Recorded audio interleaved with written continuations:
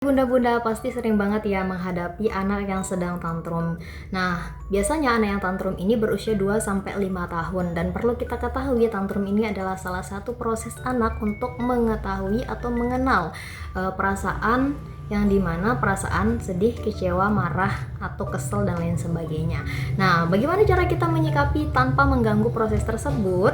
Kita studi kasus, misalkan kita pergi ke suatu tempat acara, terus lalu di sana ada abang-abang yang jualan balon. Kita belum masuk ke acaranya, lalu anak ini mau beli balon dan dia nangis, lalu tantrum di sana, nangis berguling-guling dan lain sebagainya.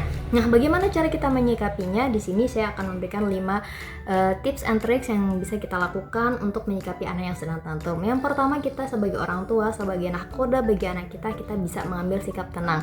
Jangan pernah memarahi anak yang sedang tantrum, tapi kita ambil sikap tenang. Lalu yang kedua, kita bisa pastikan keamanan anak yang sedang tantrum.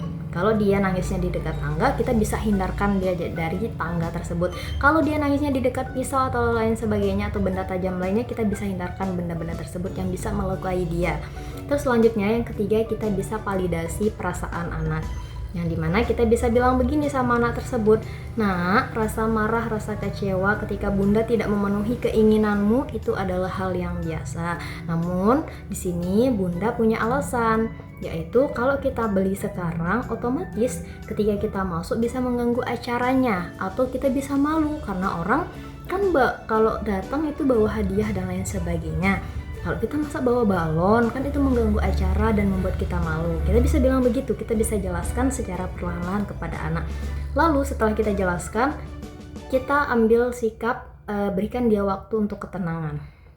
Biasanya anak membutuhkan waktu 5-10 menit atau 7 menitan lah untuk tenang. Biasanya dia nangis gitu. Dia nangis terusan. Setelah dia nangis dan dia tenang, baru kita dekati. Yang kelima, tegas sama pendirian kita.